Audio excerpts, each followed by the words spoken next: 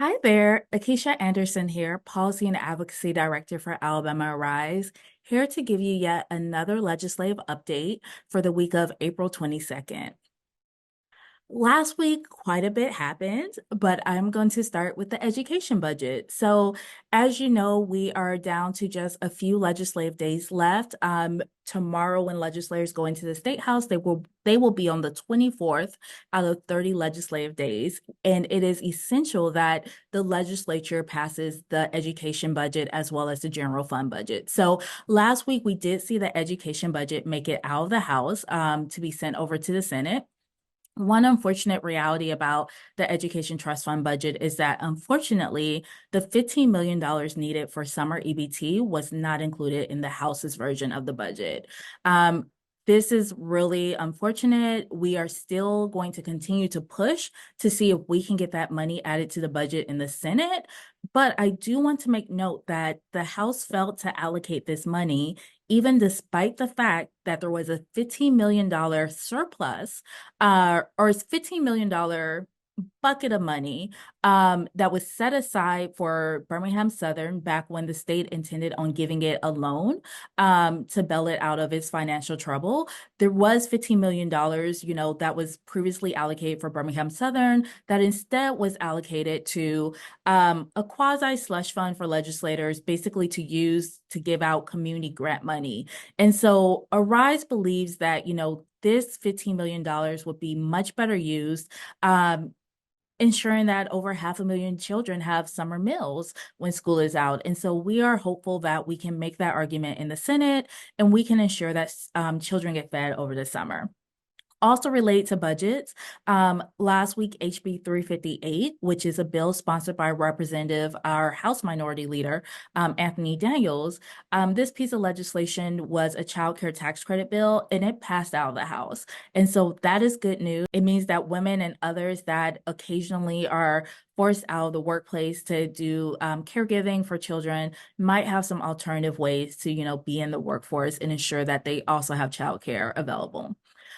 Some unfortunate, yet also some good movement on several bills related to workers' rights was seen last week. However, I will talk about that in more detail when I talk about what we're watching this week at the State House.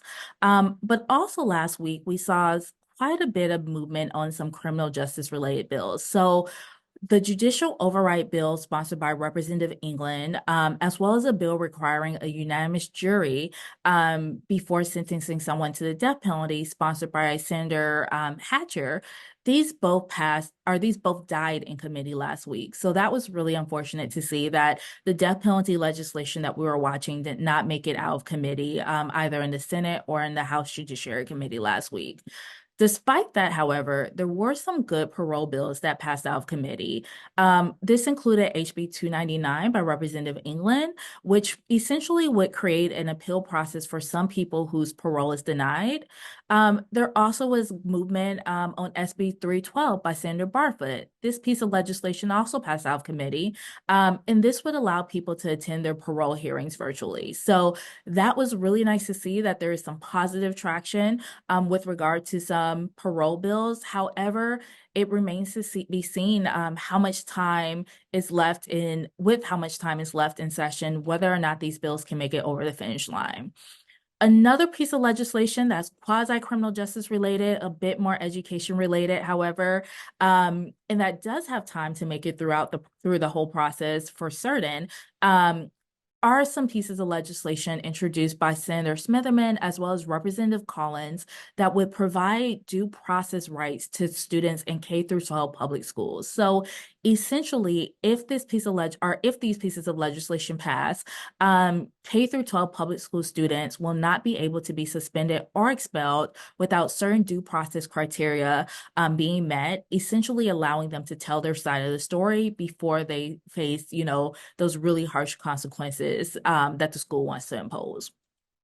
Now, moving forward to this week, there are quite a few things that we are watching. So, first and foremost, on Wednesday at 9 a.m., there is a joint health committee meeting in which there will be a hearing on solutions for closing the healthcare coverage gap. And so, we are super excited about that. This is only the second time in years that the legislature has spent time actually talking about the need for Medicaid expansion or addressing the healthcare coverage gap that we currently have in the state of Alabama. So we're looking forward to seeing what happens at that hearing, but we will definitely be in attendance, and we hope that you are there as well. If not able to make it in person, definitely stream it online.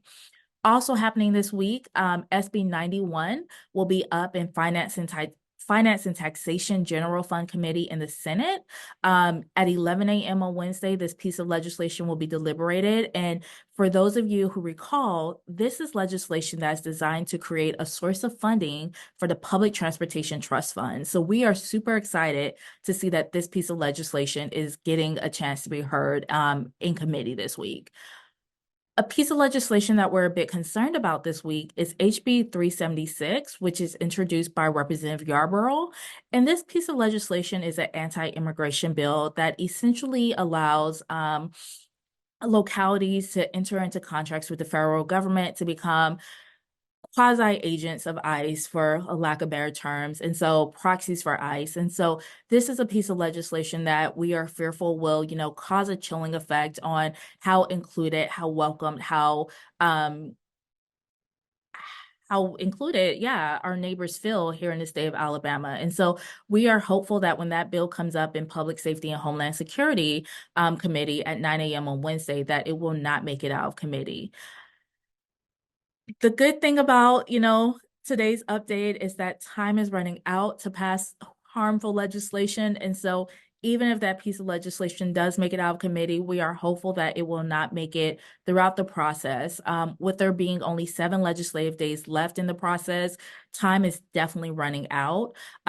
However, we are closely monitoring the final weeks of session, and some bills that we do anticipate being deliberated on the full House floor this week include those workers' rights bills that I referenced earlier. So SB 231, for example, which is an anti-union bill that penalizes companies for voluntarily recognizing workers that decide to unionize. That piece of legislation is first on the special order calendar in the House tomorrow, which means that when the House gets ready to deliberate legislation, this will be the first piece of legislation that they deliberate. And this is a piece of legislation that we strongly oppose.